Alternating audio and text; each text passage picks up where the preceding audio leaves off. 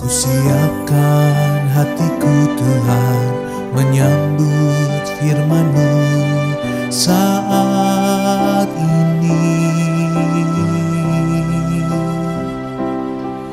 Aku sujud menyembah Engkau dalam hadirat-Mu saat ini.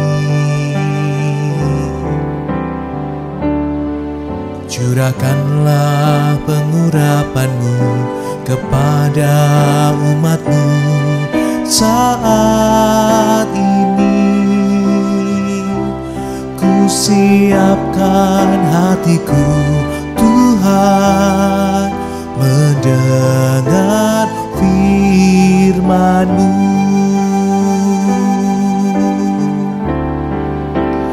Firman-Mu Tuhan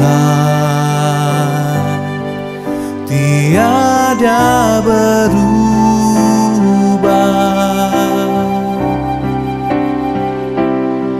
sejak semulanya dan selama-lamanya tiada berubah. Firman-Mu Tuhan penolong hidupku. Kusiapkan hatiku Tuhan menyambut firman-Mu.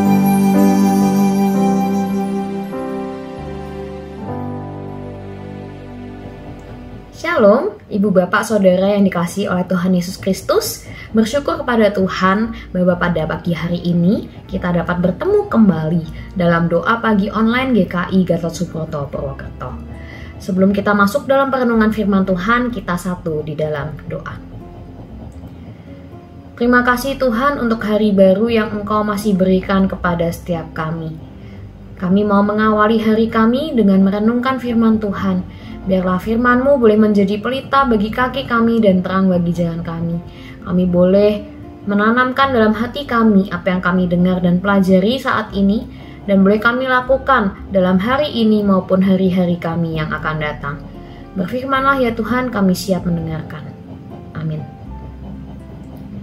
Saya mengajak kita merenungkan satu tema, yaitu bahagia dalam pencobaan. Kita membaca dari surat Yakobus pasal 1 ayat 2 sampai 8. Surat Yakobus pasal 1 ayat 2 sampai 8. Saya akan membacakan menurut terjemahan baru yang kedua. Demikianlah firman Tuhan. Saudara-saudaraku, anggaplah sebagai kebahagiaan apabila kamu jatuh ke dalam berbagai pencobaan. Sebab kamu tahu bahwa ujian terhadap imanmu itu menghasilkan ketekunan.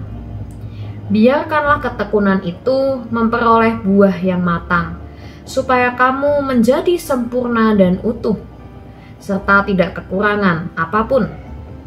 Namun apabila di antara kamu ada yang kurang berhikmat, hendaklah ia memintanya kepada Allah, yang memberikan kepada semua orang dengan murah hati tanpa mencela, maka hal itu akan diberikan kepadanya. Hendaklah ia memintanya dalam iman, dan sama sekali jangan bimbang, sebab orang yang bimbang seumpama gelombang laut, yang diombang-ambingkan kian kemari oleh angin. Orang yang demikian janganlah mengira bahwa ia akan menerima sesuatu dari Tuhan. Orang itu ragu-ragu, tidak punya kepastian dalam hidupnya. Demikianlah firman Tuhan. Bahagia dalam pencobaan.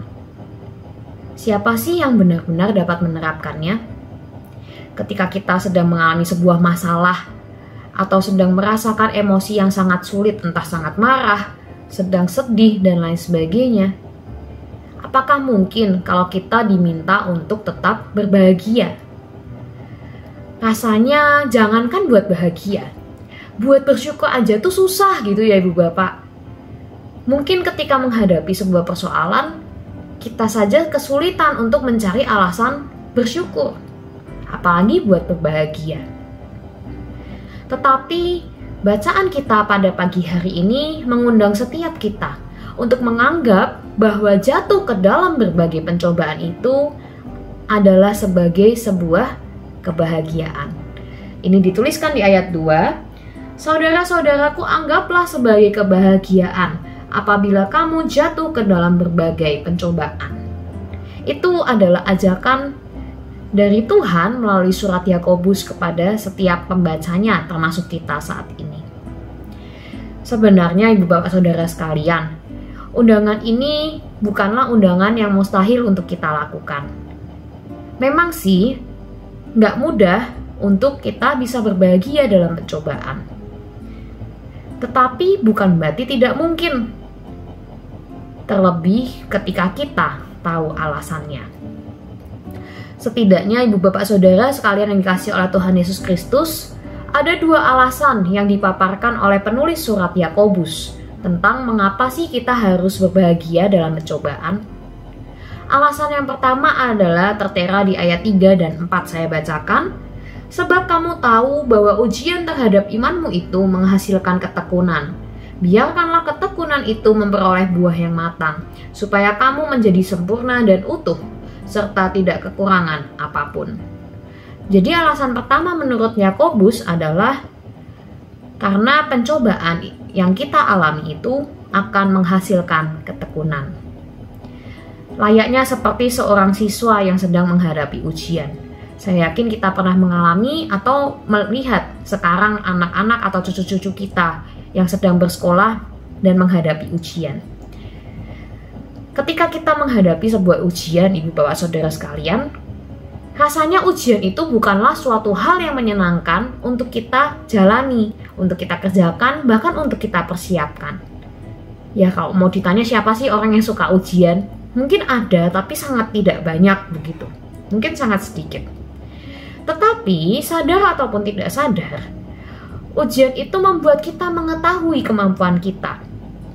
Oh ternyata saya dapat nilai segini. Ternyata dari nilai segini saya bisa melihat bahwa saya kurangnya di sini. Atau saya lemah di sini. Atau model soal seperti ini saya belum bisa kerjakan. Dan lain sebagainya. Ujian membuat kita mengetahui apa sih yang menjadi kemampuan kita. Seberapa kita mampu melihat sebuah persoalan. Tetapi kemudian ketika kita mendapatkan hasilnya dari ujian itu, kita akan merasa senang. Ketika kita mendapat hasil yang baik setelah kita berusaha. Tapi untuk mendapat hasil yang terbaik juga harus berusaha dong. Serta sadar ataupun tidak sadar, ujian yang kita lalui di masa sekolah itu ternyata membawa hasil di masa yang akan datang. Justru di masa yang akan datanglah kita menjadi pribadi yang lebih tekun, kemudian lebih tangguh di dalam menghadapi ujian. Sekalipun ujiannya sudah tidak lagi berupa soal-soal seperti di masa sekolah. Jadi apa yang kita bentuk selama kita menghadapi ujian-ujian di masa sekolah, kita disiplin, kita tekun, kita tangguh, dan lain sebagainya itu ternyata terus kita bawa di dalam kehidupan kita, bahkan ketika kita sudah beranjak dewasa, kita sudah menjadi tua dan lain sebagainya. Ketekunan itu adalah hasil dari pembelajaran kita di masa lalu dan membuat kita mempersiapkan diri kita untuk menghadapi berbagai ujian yang kita alami di masa saat ini.